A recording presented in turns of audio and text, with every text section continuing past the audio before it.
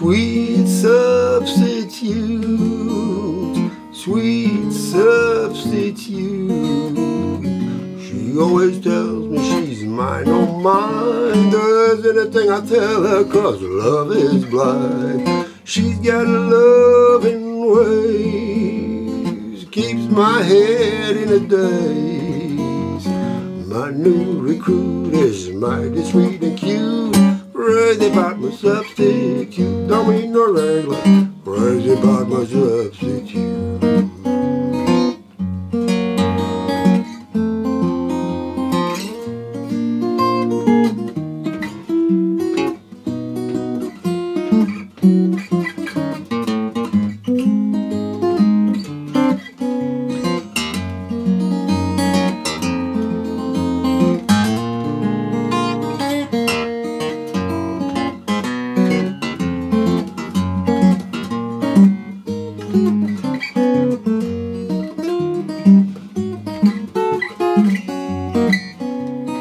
My girl went away, and she knew I'd miss night and day.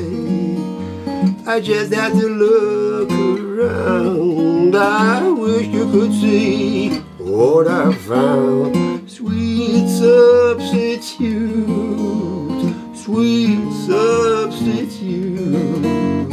She always tells me she's mine, oh mine. Does anything I tell her, 'cause love is blind. She's got a loving way, keeps my head in a daze. My new recruit is mighty sweet and cute. Crazy about my substitute, don't mean no regular. Crazy about my substitute.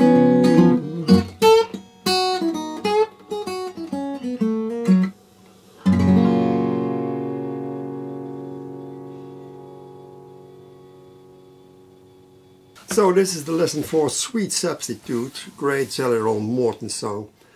And if you listen to Jelly Roll Morton's last recordings, which were made in 1940, that was the first time he sang also on several recordings. And of course on his Library of Congress recordings he sings also quite a bit.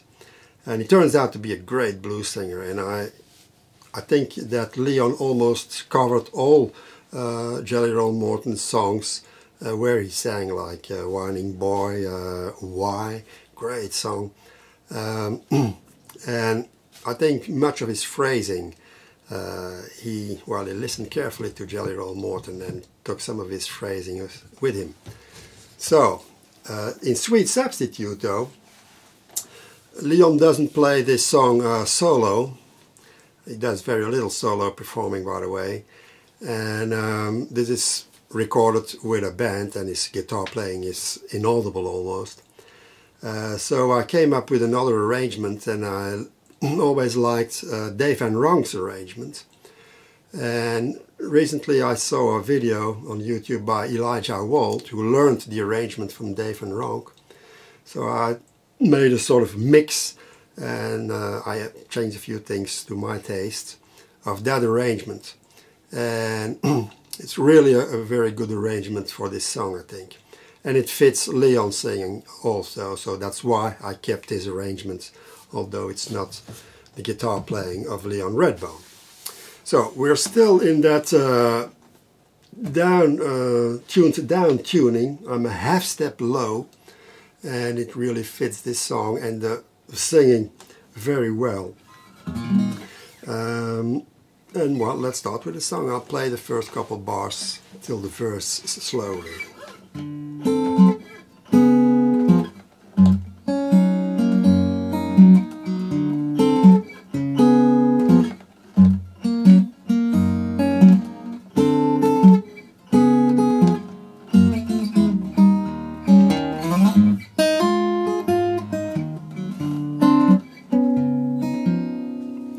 So we're using a B7 shape, moved up to the 6th fret, so we get that E flat 7.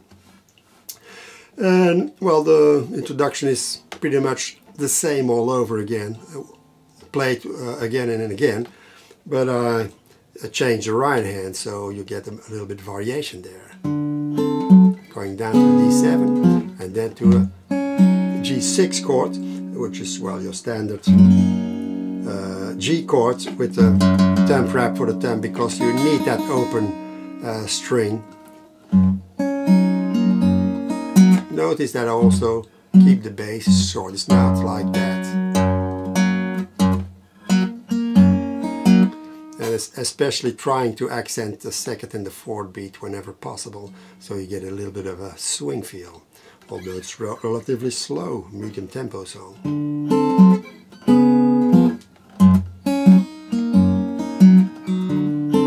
There's a double bass, and no bass on the third beat.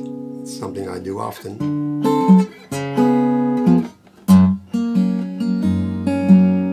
And it's almost the same figure as the second bar there. And here we do same strings, but a little bit different order. You can change that, of course, and do that according to your own wishes. And then we're going down. Now simply fret that very partially, these chords. And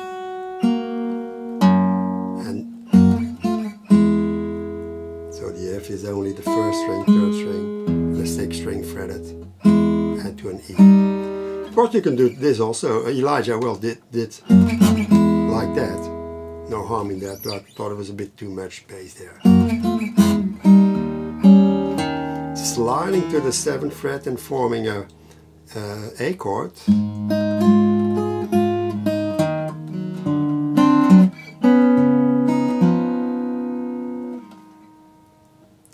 I'm not good in using those half bars, so, and then I go with my index finger to the 5th fret.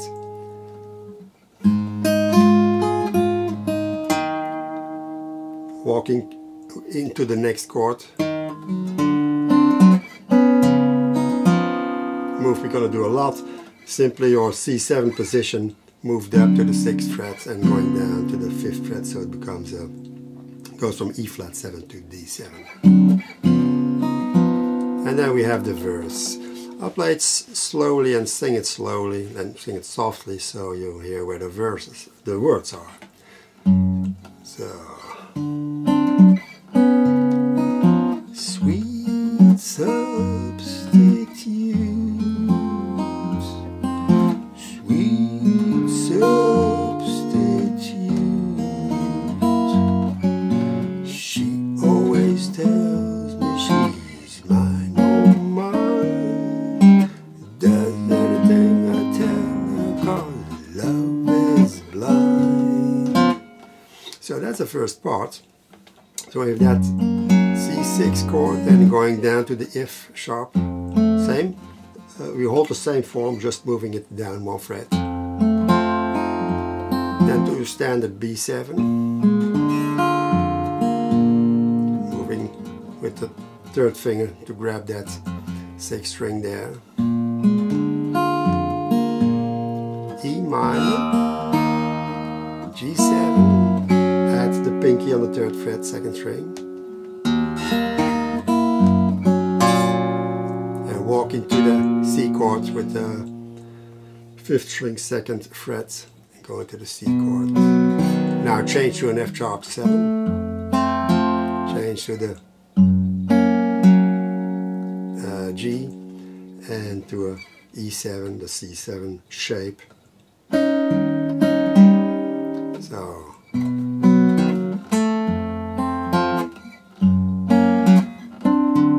sorry.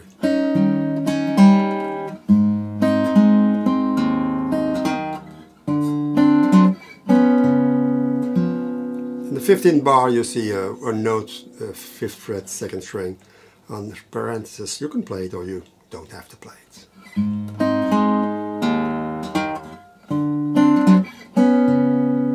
She's got a loving way, keeps my head in a daze. My new recruit is mighty sweet and cute, crazy about my substance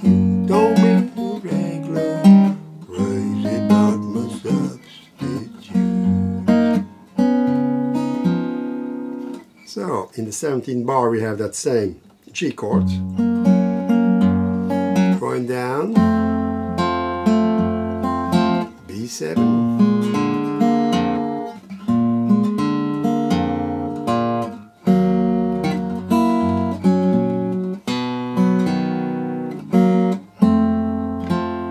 going up, G again.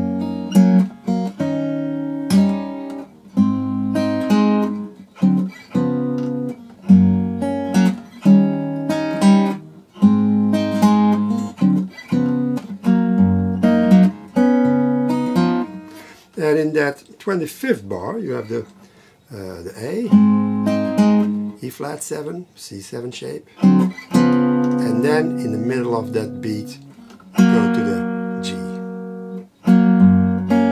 And now in the middle of the beat, you go to the D7. Okay, and then we have an interesting solo where well, it's pretty much the same progression, of course, but with a couple different chords and a bit of different right hand. So, double bass there, and no bass in the third beat.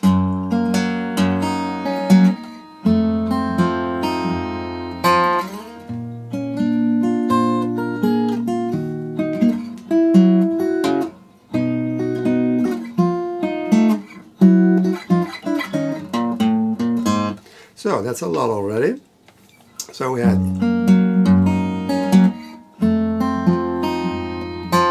slide the third finger to the 9th fret, and we're grabbing our B7 chord. And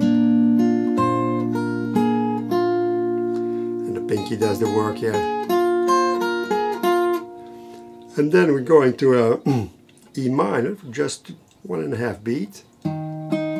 So A minor chord, moved up and bought at the 7th fret.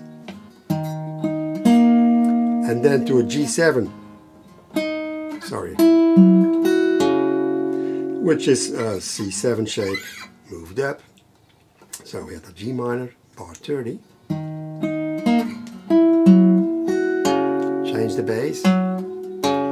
Then a regular C chord. Back to our C7 shape for F sharp 7 chord. Move it up. Sorry. Then going down, same chord form. And that's on the 6th string.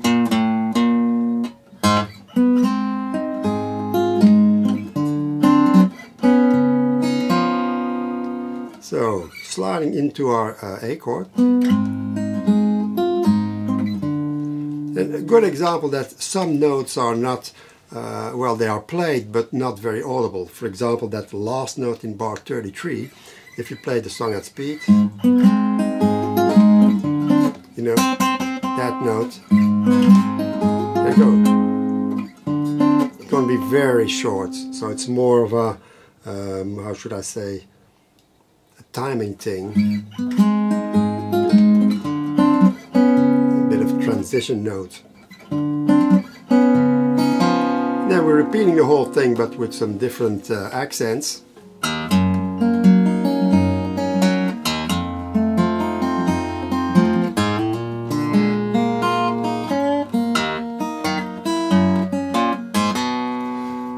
So you have that in bar 34. D7 and then open.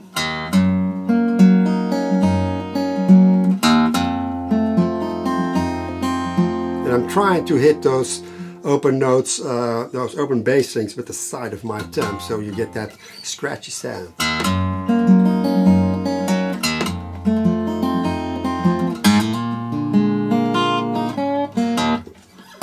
Hammering into the B7 chord and arpeggio it.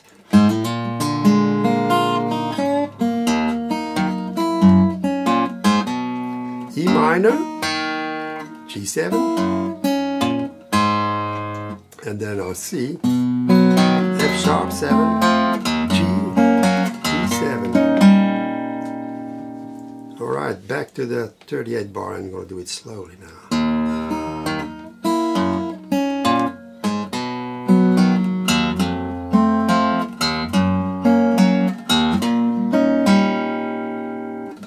A.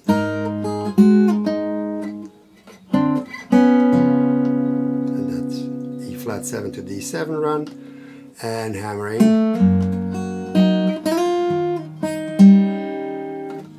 the 4th fret of the 3rd string to our G chord.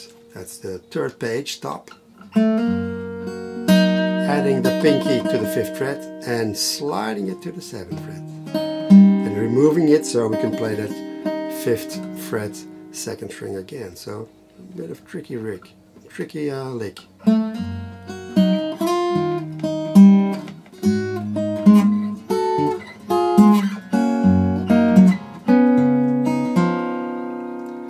And so in the 43rd bar, and then we do the E flat 7, D7, but in a different, the chords like this. This is your A7 moved up simply, like that.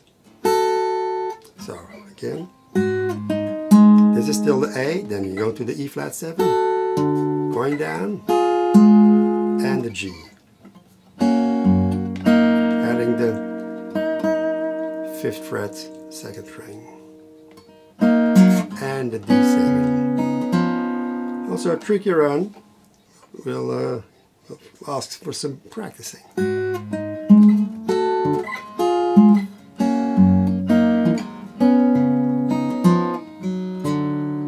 And then we have another verse. Dave Van Ronk sings this in the beginning, and it makes a bit sense also because, well, my girl went away and then he's gonna get a substitute. But Leon Redbone did it like this, and very, very strangely enough, Jelly Roll Morton didn't sing this verse. He recorded the song only once in 1939, and this verse, it's not in the recording, so I wonder where it came from. Maybe there's a sheet music where it is, where you can find it, but it's a rather strange thing. Anyway, it's what we played in the introduction.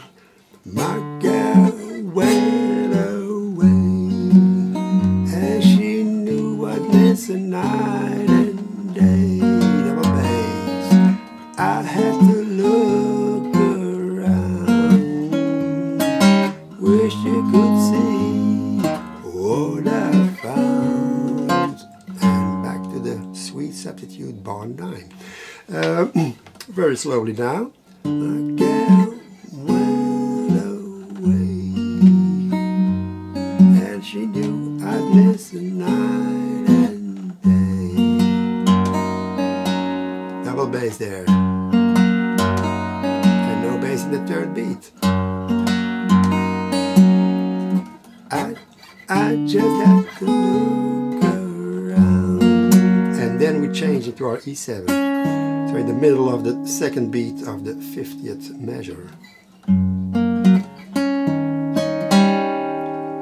Wish you could see what I found. I think in the performance video I played in the 51st bar, the 3rd beat, I played the open E string, which also works.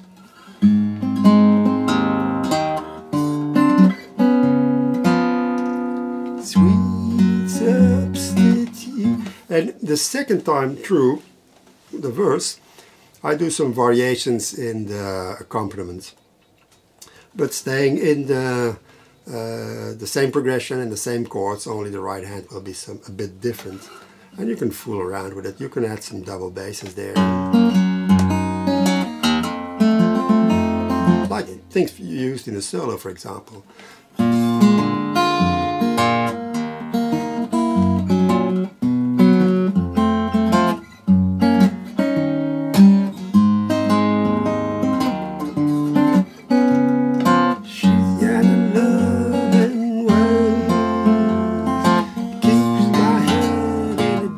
That's a more important variation. And well, I wrote out got my head in a daze, but I sing keeps my head in a daze. Change that in the last moment, don't know why. Anyway, what I do is keeps my head in a daze. So I sing that head long, and the second note of the second beat of the the 19th measure, I don't play that, and I play the bass instead, and I let it ring into the next beat. So I have 1.5 beat for this one, and that's why I can prolong the head. Keeps my head in a daze. My new recruit is mine, it's really cute. Read about my substitute, don't mean no regular. Read about my substitute. That's the ending. And well, of course, if you listen carefully to the performance video, you'll notice that I'm really jazzing it up when it comes to the right hand, playing short notes. So especially in that run, my new recruit is mine, it's really cute. Crazy about my substitute, don't know regular. Crazy about my substitute.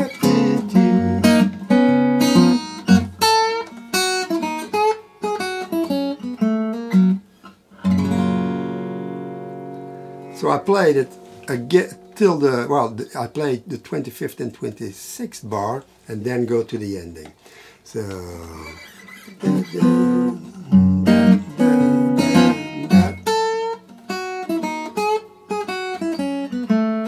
all played with the index or the middle finger in the beginning. And I added the fourth fret third string in the ending first beat.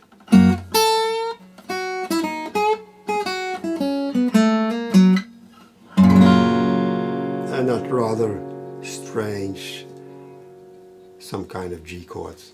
I was too lazy to look it up. Oh. So that's it for Sweet Substitute. I think it's one of the best Jelly Roll Morton recordings, well, when it comes to vocals. And do listen, try to listen to his Library of Congress recordings. In 1939 he was really down and out in his career, and Alan Lomax knew he was in Washington, Jelly Roll, and he thought, well, maybe I can well, get him here in the studio, well, in the Library of Congress concert hall, and talk about the origins of jazz in New Orleans, because Jelly Roll was from New Orleans. And he thought, well, I'll record a couple hours with him, and it turned out to be 39 hours. He played and sang the whole time, over several days, of course. He was unstoppable, and well, it shows how a genius he was, and somehow misunderstood. He had a very abrasive character, and that didn't go well with many people. So, by the way, Robert Crumb, you know, the comic books guy, he drew a fine story about the last days of Jelly Roll Morton. Very interesting. Also about Charlie Patton, by the way. Okay, check out the real recordings about Sweet Substitute by Jelly Roll Morton and, of course, Leon Redbone. Have fun with it.